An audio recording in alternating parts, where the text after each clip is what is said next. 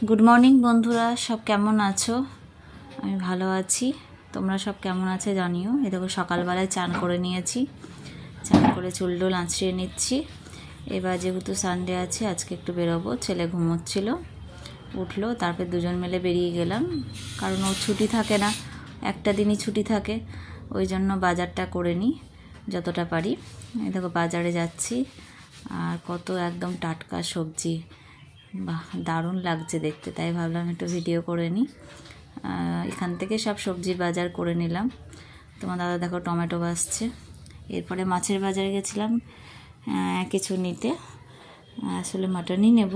দেখো মাছের বাজারে কত ধরনের মাছ, মানে কিছু কিছু মাছ আছে আমরা হয়তো নামই জানি না, সেরকমও মাছ রয়েছে।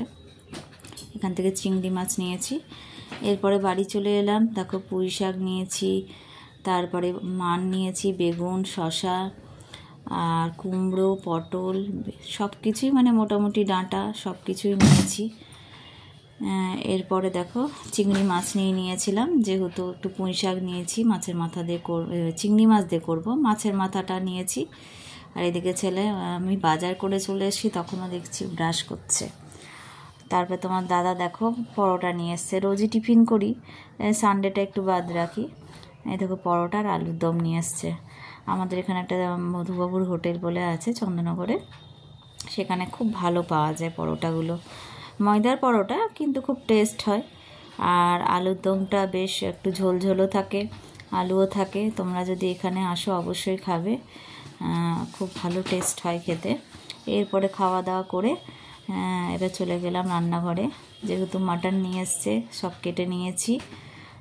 মাটন হবে, আলু দিয়ে করব, চিংড়ি মাছ দিয়ে পুঁই শাকটা করব, সব কেটে ভালো করে সবজি ধুয়ে নিয়েছি। আর উচ্ছে আলু একটু ভাজবো।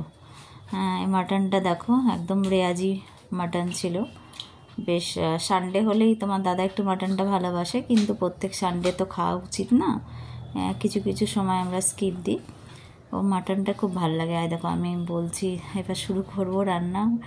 আর গরমটাও পড়েছে, বৃষ্টি হলে কি হচ্ছে, গরমটাও তো লাগছে। দেখো 10টার দিকে রান্না করতে ঢুকছি। এবার পুঁই শাক বসিয়ে দিয়েছি, পুঁই শাকটা হচ্ছে, উচ্ছে আলু ভাজাটা হয়ে গেছে। আর এদিকে ভাত বসিয়েছিলাম। পুঁই শাকটা বেশ ভালোই হয়েছিল, সব সবজি দিয়ে করবে ভালো হয়। আর আমি পরে তোমাদেরকে এটা দিয়ে দেবো, রেসিপিটা দেখে নেবে তোমরা। তারপরে এবার যেহেতু সর্ষে পোস্ত বাটার ব্যাপার থাকে, ওই জন্য আমি একটু শিলনোড়াতে বাটতে ভালোবাসি। পোস্ত বলো সর্ষে বলো, আমার মনে হয় যে মিক্সার মেশিনের থেকে শিলনোড়াতে বাটলে বেশি ভালো হয়, ও টেস্ট হয়। তারপরে বেটে নিলাম, বেটে নেওয়ার পরে দেখো সব রান্না বান্না সেরে নিয়েছি। এরপরে দেখো কি কি রান্না করেছি আর একবার দেখে নাও। উচ্ছে আলু ভেজেছিলাম, একটু পেঁয়াজও দিয়েছি এর ভেতর, আর লঙ্কা চিড়ে দিয়েছি। গরম গরম ভাত, আর পুঁই শাক করেছি চিংড়ি মাছ দিয়ে।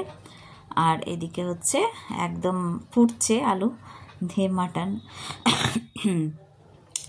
একটু কাশি হয়েছে, এখনও পর্যন্ত কমেনি, চলছে ওই রকম, যেহেতু ওয়েদারটা ওই রকম বুঝতেই পারছো, ঠান্ডা লেগে যাচ্ছে চট করেই।